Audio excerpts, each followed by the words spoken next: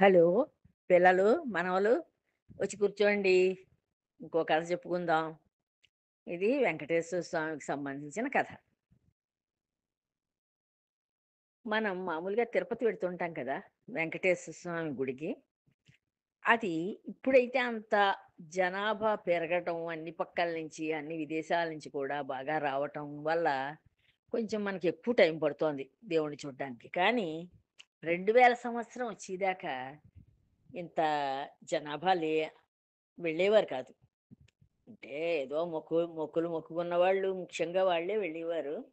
కొంచెం తక్కువనే చెప్పొచ్చు. ఇప్పటి మీద చాలా తక్కువ. కొంచెం కాదు చాలా తక్కువ. మామూలుగా మనం దేవాలయాలకి మనకి చుట్టుపక్కల ఉన్న దేవాలయాలకి వెడతాము. ఓ 10 నిమిషాలు ఏదైనా పర్వదినాలైతే ఓ అరగంట, గంట అలా ఆలస్యం అవుతుంది. కానీ తిరుపతిలో అలా కాదు కదా! మనం కనీసం 8 గంటలు, 10 గంటలు అలా వెయిటింగ్‌లో ఉంటే అప్పుడు స్వామి దర్శనం అవుతుంది. అలాంటి పాతకాలపు రోజుల్లో అంటే ఇంచుమించుగా దైవం అక్కడ వెలిసిన కొత్త రోజుల్లో అనుకోండి. అక్కడ జనం ఎవరు ఉండేవారు కాదు పాపం. కానీ ఆయన్ని నమ్ముకున్న ఇంకా ఆయన ఒక ప్రత్యక్ష దైవం అని నమ్మిన ఒక అనంతాచార్యుల వారు. ఆయన పేరు అనంతాచార్యుల వారు. ఆయన అలా ఆ వెంకటేశ్వర స్వామికి భక్తి చేస్తూ సేవలు చేసుకుంటూ ఉండేవారు.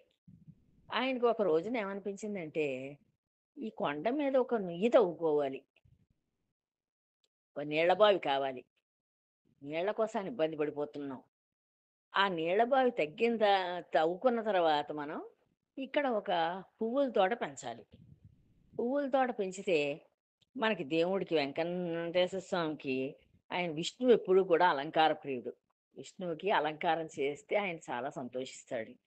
ఆ అలంకరణ కూడా సువాసన పువ్వులతోటి చేస్తే ఇంకా చాలా ఆనందపడతాడు. ఆయనకి అంత ఇష్టం అన్నమాట ఆ పువ్వులంటే. రకరకాల పువ్వులు, రకరకాల సువాసన పువ్వులతోటి ఆయనకి అలంకరణ చేస్తే ఎంతో సంతోషిస్తాడు. అందుకని ఆయన ఒక బావి తవ్వి, ఆ నీళ్లు పోస్తేనే గాని మరి మొక్కలు బ మొలవడం, అవి పువ్వులు పూయడం ఇవన్నీ జరగదు కదా! అందుకని ఇక్కడో బావి తవ్వుదాం అనుకుని పెళ్ళాంతోటి చెప్పాడు. "ఒసేయ్ ఇలాగ మనం ఇక్కడో బావి తవ్వి, ఓ నుయ్యి తవ్వి వెంకటేశ్వర స్వామికి ఇక్కడ ఒక చిన్న మనం వేయగలిగినన్ని పువ్వుల మొక్కలు వేసి, ఓ పువ్వుల తోట పెంచుదాం. స్వామికి అప్పుడు రోజు బోలెడు పువ్వులొస్తాయి. చక్కగా ఆయనకి దండలు కట్టి అలంకరించుకొని చూసుకొని ఆనందించొచ్చును" అనుకున్నారు. ఆ భార్య కడుపుతోటుంది. కడుపుతోటున్న అప్పుడు పెద్ద ఆహ్, హాస్పిటల్స్‌కి తిరగడాలు అసస్తమానం ఇలాంటి గొడవలేమి ఉండేవి కాదు. హాయిగా తింటూ ఉండేవారు, పనులు చేసుకుంటూ ఉండేవారు, తిరుగుతూ ఉండేవారు, పిల్లల్ని కనేవారు. అంతే.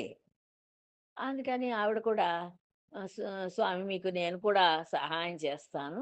మీరు చేసే ఈ పనులు నేనేం చెయ్యాలో చెప్పండి" అంటే, సరే అయితేను. నేను ఇలా మట్టి తవ్వుతూ ఉంటాను. లోతుగా మరి తవ్వాలి కదా నుయ్యంటే. నీరు పడేదాకా తవ్వాలి. తవ్వుతూ ఉంటాను ఈ మట్టిని. కొండరాళ్ళు, మట్టి అన్నీ ఉన్నాయి. ఆ తవ్వేటప్పుడు ఆ మట్టి కాస్త సటలో పోస్తూ ఉంటాను. అది పట్టుకెళ్ళి దూరంగా పారబోసొస్తూ ఉండు అని చెప్పారు. సరే అందావిడ. అలాగే ఆయాసపడుతూ, రొప్పుతూ, ఒగురుస్తూ ఆ తట్ట తీసుకెడుతోంది. ఓ దూరంగా పోసేసి వచ్చేస్తోంది ఆ మట్టిని. అది వెంకటేశ్వర స్వామి చూసారు. అప్పుడు ఆ స్వామి వాళ్ళందరికీ అసలు వాళ్ళంటే మానసికంగా పూర్తిగా నమ్ముకున్న భక్తులు. అంతేనే కానీ, నాకు ఈ ₹1,00,00,000 ఇయ్యి నీకో కొబ్బరికాయ కొడతానని మనలాంటి భక్తులు కాదు అప్పుడున్నవాళ్ళు. వాళ్ళు కేవలం వాళ్ళు ఆ భగవంతుడి సేవ చేసుకుందుకే మనం బతుకుతున్నాము. మనం గుప్పెడు అన్నం తింటున్నా భగవత్ సేవకే దాని వినియోగం అంతే. అంతేనే గాని డబ్బు సంపాదనకి, లేకపోతే మరో ఇల్లు, వాకిళ్ళు కట్టుకుందుకి, పిల్లలకి దాచేయడానికి ఇలాంటి వాటికి కాదు. వాళ్ళ ఆలోచనలు అప్పుడు కాలంలో అలా ఉండేవి. అందుకని ఆవిడ కూడా నేను సేవ చేస్తానండి. ఆ భగవత్ సేవలో నాకు కూడా ఏం చేయమంటారో చెప్పండి అంటే, ఇలా తట్ట, మట్టి పట్టుకెళ్ళి దూరంగా పోస్తూ ఉండు. నేను తవ్వుతూ ఉంటాను. ఆ తవ్విన మట్టి నువ్వు ఎత్తి అక్కడ పోస్తూ ఉండు అంటే, ఆవిడ పాపం కొంచెం మరి గొయ్యి పెరుగుతూ ఉంటుంది గదా! లోతుకి తవ్వుతున్న కొద్దీ, తవ్వుతున్న కొద్దీ లోతుకెడుతూ ఉంటుంది గొయ్యిలాగా. అలాగే ఆ మట్టి ఆయన ఎత్తి అక్కడ పెడుతున్నారు. ఆవిడ తీసుకెళ్ళి పోసొస్తోంది. వెంకటేశ్వర స్వామి చూశారు. చూసి ఆయనకి జాలేసింది. అయ్యో! పాపం కడుపుతోటున్న అమ్మాయి, ఈవిడేమో ఇంత కష్టపడుతోంది. అంచేత మనమే వెళ్ళి వాళ్ళకి సాయం చేద్దాం అనుకున్నారు. అనుకుని ఒక బుల్లి బాబు కింద, అంటే బుల్లి బాబంటే మరీ చిన్నవాడు కాదు. ఒక 10, 12 ఏళ్ల బాబు కింద వా మారిపోయి వచ్చారు. వస్తే ఆహ్, వచ్చి ఆవిడ తట్ట ఎత్తుకుంటూ ఉంటే కొంచెం దూరం 4 అడుగులు వేయగానే ఈ బుల్లిబాబు ఏం చేసేవాడు ఆవిడకి చెప్పి, "అమ్మా ఇలా ఇచ్చేయి ఆ తట్ట, నేను పోసి వచ్చేస్తాను గబగబాను. నువ్వు వెళ్ళలేకుండా ఉన్నావు, నడవలేకుండా ఉన్నావు. ఆయాస పడిపోతున్నావు" అని చెప్పి ఆ తట్ట తన నెత్తి మీద పెట్టుకుని గబగబా, చిన్న పిల్లాడు కదా మరి, చక్కగా పరుగు పరుగులని వెళ్ళి ఆ మట్టి ఎక్కడ పొయ్యాలో అక్కడ పోసేసి మళ్ళీ తట్ట తెచ్చి అక్కడ పెట్టేస్తుండేవాడు. సరే, కాసేపు ఆయనకి ఆ అనుమానం రాలేదు కానీ, కొంచెం ఒక 4, 5 తట్టలు ఇలాగా ఈ బుల్లిబాబు గబగబా పరుగు పరుగులని వెళ్ళడం, అక్కడ పోసేయడం, మళ్ళీ తెచ్చి తట్ట అక్కడ పెట్టేస్తూ ఉంటే, ఈయనకి అనుమానం వచ్చింది. అనుమానం వచ్చి ఆహ్, చూసాడు. పైకి చూస్తే ఓ పిల్లాడు అక్కడ కనిపిస్తున్నాడు. "ఎవడ్రా నువ్వు?" "నేను నా భార్య కలిసి వెంకటేశ్వర స్వామికి ఇలాగ ఒక నుయ్యి తవ్వి, ఆ బావిలోంచి నీళ్లు తోడి, మేము పువ్వులు ఇక్కడ కాపించి, ఆ పువ్వుల్ని తీసుకెళ్ళి దేవుడికి అలంకరించుకొని చూసుకుందాం అని మేమనుకుంటూ ఉంటే, నువ్వెవడివి మాకడ్డం వచ్చావు? పో" అని చెప్పి గదిమారు.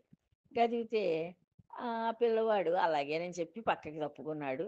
మళ్ళీ కొంచెం దూరం బయటకి, ఆయనకి గోతిలో నిలబడి తవ్వుతున్నాడు గదా! అంచేత ఒంగొని తవ్వుతున్నాడు కనుక ఆయనకి పెద్ద పైన ఏం జరుగుతోందో ఆయనకి తెలీదు. ఈ పిల్లవాడు ఆవిడ దగ్గర తట తీసేసుకొని పరిగెత్తుకొని పోసేసి వచ్చేస్తున్నాడు. వచ్చేస్తుంటే ఇంకా ఆయన మళ్ళీ చూసారు. ఈ అనంతాచార్యులు మళ్ళీ పైకి చూస్తే, మళ్ళీ ఈ పిల్లవాడే పోస్తున్నాడు. "అస్సలు నిన్నిలా కాదు, నీకు చెప్తే వినిపించుకోవడం లేదు నువ్వు. ఉండని చెప్పి, నేనొస్తున్నాను ఉండని చెప్పి ఆయన పైకెక్కి, ఆ గోతిలోంచి పైకెక్కేశారు. పైకెక్కి ఈ గుణపం చేతిలో ఉంది. ఆ గుణపం చేతిలో ఉంది పెట్టేసుకుని, ఆ గుణపం తవ్వుతున్న గుణపం చేత్తోటి పట్టుకుని, ఆ పిల్లవాడు ముందు పరిగెడుతున్నాడు. ఈ ఈయనేమో వెనకాల పరిగెడుతున్నారు ఈ అనంతాచార్యులు. ఆయనేం చేశారు, వెంకటేశ్వర స్వామి బుల్లిబాబు కింద ఆ మాడ వీధుల్లో వెంకటేశ్వర స్వామి గుడి చుట్టూ తిప్పుతున్నారు. ఆయన పరిగెత్తగలడు కదా మరి! ఆయన చిన్న కుర్రాడు. భగవంతుడు పైగాను. అంచేత ఆ మాడ వీధుల్లో కొంచెం దూరం ముందుకెళ్తుండా, మళ్ళీ వెనక్కొస్తుండా, మళ్ళీ ముందుకెడుతూ ఉండా, మళ్ళీ ఇంకొంచెం ముందుకెడుతూ ఉండా, అలాగా. అలా రకరకాలుగా చిన్న పిల్లలు అలాగే కదా పరిగెడతారు. వరసగా ఏం పరిగెత్తరు. కాసేపు ఒక పక్కకి పరిగెడతారు, మళ్ళీ ఇంకో పక్కకి పరిగెడుతూ ఉంటారు, మళ్ళీ ఇంకో పక్కకి పరిగెడుతుంటారు అలాగా. అలా ఈయన కూడా ఆయన వెనకాలే తిరగగలిగినంత సేపు తిరిగాడు ఈ గుణపంచుకుని. తిరిగి ఏం చేశాడు, ఇంక కోపం, విపరీతమైన కోపం వచ్చేసింది. నేను నా భార్య సేవ చేసుకుందాం అనుకుంటూ ఉంటే, నువ్వు వద్దురా, పోరా అంటే పోకుండా నన్ను తిప్పుతున్నావా అని చెప్పి ఆ గుణపం విసిరేశాడు. చేతిలో ఉన్న గుణపం విసిరేశాడు. అంటే, అయ్యో! చిన్న పిల్లవాడు, వాడికి తగులుతుందేమో, దెబ్బ తగులుతుందేమో అన్న ఆలోచన కూడా ఆయనకి రాలేదు. రాక ఆ కోపం, చెప్పాను గదా! మన కోపమే మన శత్రువు. మన శాంతమే మనకు రక్ష. ఆ! అంచేత ఆ కోపం అలా అప్పుడు శత్రువులా తయారైంది. గుణపం విసిరారు. విసిరేసరికి ఆ పిల్లవాడికి గెడ్డం దగ్గర తగిలింది పాపం ఆ గుణపం. గెడ్డం దగ్గరకు తగిలేసరికి ఆహ్, అప్పటికింక భక్తులొచ్చి టైం అయిపోయింది. మళ్ళీ పూజ టైం అయిపోయింది సాయంకాలం. లోపలికి వెళ్ళిపోయారు. మాయమైపోయారు. మాయమైపోతే ఆహ్, ఇంకా సాయంకాలం పూజారేదో దీపం పెట్టేసారు, ఎళ్ళిపోయారు. అప్పుడెవరు జనాలు ఉండేవారు కాదు. అంచేత పూజారి దీపం పెట్టి ఎళ్ళిపోయారు. తెల్లవారేసరికి ఆయనది ఆ గెడ్డం అంపట ఒక్కొక్క బొట్టు అలా కారుతూనే ఉంది రక్తం. వచ్చి చూసేసరికి కిందేమిటో ఎర్రటి రక్తం మరకలు కనిపించాయి పూజారికి. బాబోయ్! బాబోయ్! ఇదేమిటి, దేవుడు గెడ్డంపట రక్తం కారుతోందేమిటి అని చూసి హడిలిపోయాడు. హడిలిపోయి అందరిని పిలిచాడు. చుట్టుపక్కల ఎవరో ఉన్నారు, వాళ్ళు తెలుసున్న వాళ్ళందరినీ పిలిచాడు. ఇలా రండి, వెంకటేశ్వర స్వామి గెడ్డం అంపట రక్తం బొట్లు కారుతున్నాయి" అని చెప్పాడు. చెప్పేసరికి ఈ అనంతాచార్యులు గారు భయపడిపోయాడు. ఇదేమిటి మనం వి విసిరిన గుణపం కానీ ఆయనకి గెడ్డానికి తగిలిందా ఏటి? ఇలాగ రక్తం కారుతోందనుకుంటున్నారు అని చెప్పి వెళ్లి చూస్తే నిజంగా రక్తం కారుతోంది. గెడ్డం దగ్గరే దెబ్బ తగిలింది. తగిలేసరికి ఈయన క్షమార్పణ కోరుకుంటూ పాపం ఏడుస్తూనే ఉన్నాడు.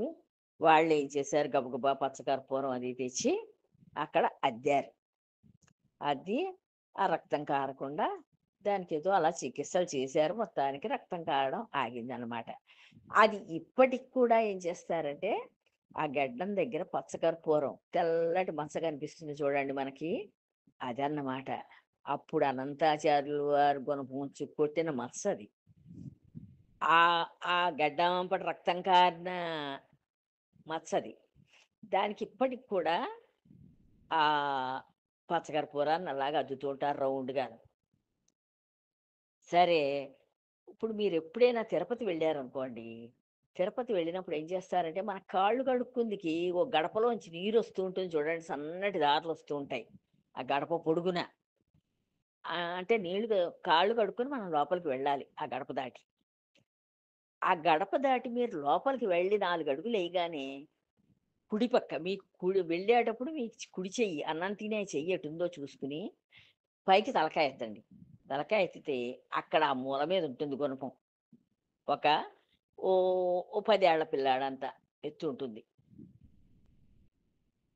ఆ గుణపం అక్కడ కట్టుంటుందనమాట. అది అనంతాచార్యులు వారు ఆ వెంకటేశ్వర స్వామిని తరిమి ఆయనకి వి వి ఆయన మీదకి విసిరితే గడ్డానికి తగిలిన గుణపం అక్కడ వేళ్లాడుతూ ఉంటుంది.